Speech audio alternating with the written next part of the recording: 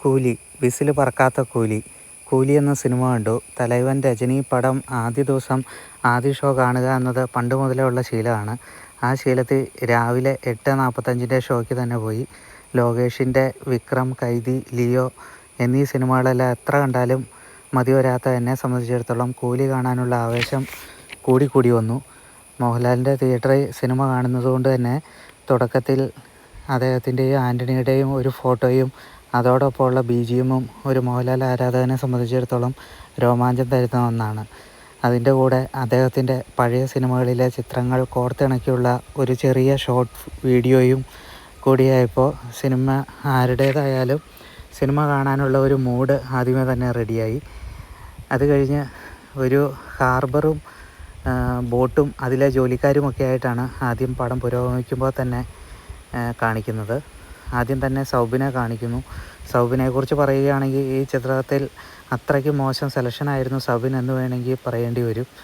അദ്ദേഹത്തെ വ്യക്തിപരമായി അധിക്ഷേപിക്കുന്നതല്ല, മറിച്ച് അദ്ദേഹത്തിന് പറ്റിയ റോളല്ല അത് എന്ന് നമുക്ക് കാണുമ്പോൾ തന്നെ വളരെ വ്യക്തമായിട്ട് മനസ്സിലാവും.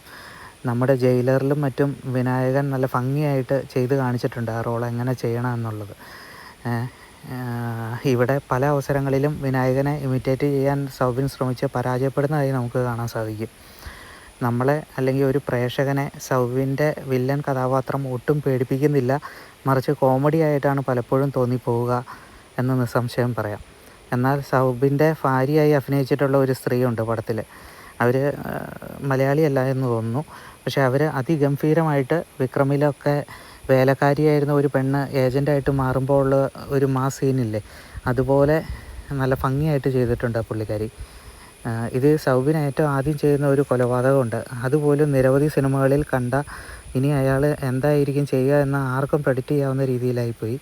പിന്നെ പുള്ളിയുടെ ഇരട്ടി പൊക്കവും സൈസും ഉള്ള വില്ലന്മാരെ പോലും എന്താ പറയുക, പുള്ളി നിസ്സംശയം ഇടിക്കുന്നതൊക്കെ ഒട്ടും ഒരു മാച്ചാകാത്തൊക്കെ രീതിയിലല്ല തോന്നുന്നത്. പിന്നെ അതുപോലെ സൗബിൻ്റെ ഓട്ടം ഉണ്ട്. അതായത് നടപ്പ് മത്സരത്തിന് നടക്കുന്നവർ ഓടുന്ന പോലെ താറാവ് നടക്കുന്ന പോലെയൊക്കെയുള്ള ഒരു നടത്തമൊക്കെ ബോറായിപ്പോയി. അതുപോലെ സൗബിൻ ഒരു കാറിനെ പിന്തുടർന്ന്, അതും യമഹയുടെ ഒരു ബൈക്കാണ്, RX-100 ആണെന്ന് തോന്നുന്നു, അത് വെച്ച് അതിനെ പിടിക്കുന്നു. അതെന്ത് തന്നെയാണെന്നേലും വിചാരിക്കാം. എന്നാലും ആ കാറിലേക്ക് പുള്ളി ഒരു കൈ വെച്ച് കയറുന്നുണ്ട്. കയറാൻ പോയിട്ട് കാറിൻ്റെ ആ ഗ്ലാസ് അന്നേരം കാറ് യാത്ര ചെയ്യുന്നവർ തുറന്നു വെച്ചേക്കുവാണ്. അതാണ് മറ്റൊരു കോമഡി. കാറ് യാത്ര ചെയ്യുന്നവർ ഇത്രയ്ക്ക് മണ്ടന്മാരാണോ എന്ന് തോന്നിപ്പിക്കുന്ന രംഗമായിപ്പോയി. അങ്ങനെ പറയാനാണെങ്കിൽ ഒത്തിരിയുണ്ട്. എന്നിരുന്നാലും അദ്ദേഹത്തെക്കുറിച്ച് ഇവിടെ നിർത്താം. ഇനി അടുത്തത് നാഗാർജുന. പുള്ളിയെപ്പറ്റി പറയുകയാണെങ്കിൽ പുള്ളി അടിപൊളിയായിട്ട് ചെയ്തിട്ടുണ്ട്. കിടു ലുക്ക്, സ്റ്റൈല് എല്ലാം അസലായിട്ടുണ്ട്.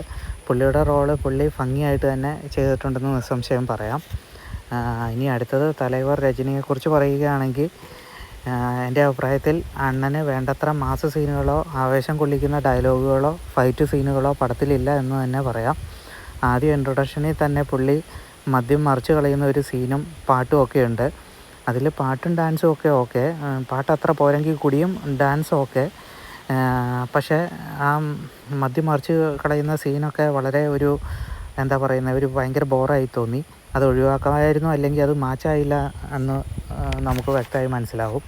പിന്നീട് ഒരു പെൺകുട്ടി, പേര് പറയുന്നില്ല, സിനിമയുടെ കഥ നഷ്ടപ്പെടുന്നതിനാൽ അതിൻ്റെ പേര് ഞാൻ പറയുന്നില്ല. പക്ഷേ എന്നിരുന്നാലും പെൺകുട്ടി രജനിയോട് നിങ്ങളെ ഞാൻ സാറിന് മാത്രമേ വിളിക്കൂ, അങ്കിളെന്ന് പോലും ഒരിക്കലും അവസാനം വരെ വിളിക്കില്ല എന്ന് പറയുന്നുണ്ട്. അത് പറയുമ്പോൾ തന്നെ ഏതൊരു പ്രേക്ഷകനെ സംബന്ധിച്ചിടത്തോളം മനസ്സിലാവും അത് അദ്ദേഹത്തിൻ്റെ മകളായിരിക്കും അവസാനം മാറി വിളിക്കുന്ന ഒരു സീൻ ഉണ്ടാവും എന്ന് നമുക്ക് ആ ഡയലോഗ് പറയുമ്പോൾ തന്നെ മനസ്സിലാവും.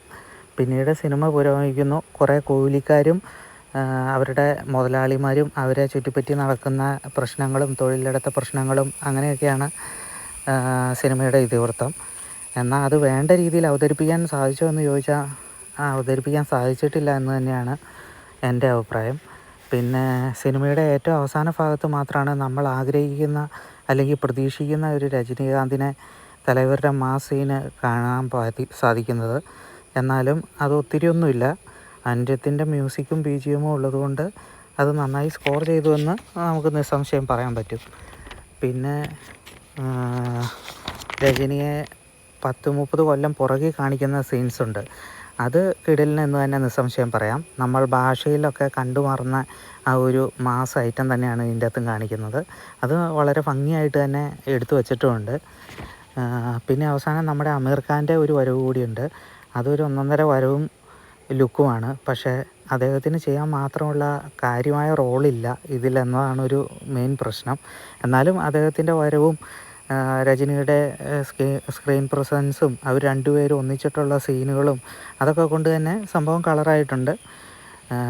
പക്ഷേ കഥാപാത്രങ്ങൾക്ക് അത്രയ്ക്ക് വെയിറ്റില്ല എന്നതാണ് മെയിനായിട്ടുള്ള ഒരു കാര്യം. ആകെ മൊത്തത്തിൽ പടം എങ്ങനെ ഉണ്ടായിരുന്നു എന്ന് ചോദിച്ചാൽ സിനിമ പോരാ എന്ന് തന്നെയാണ് എൻ്റെ അഭിപ്രായം.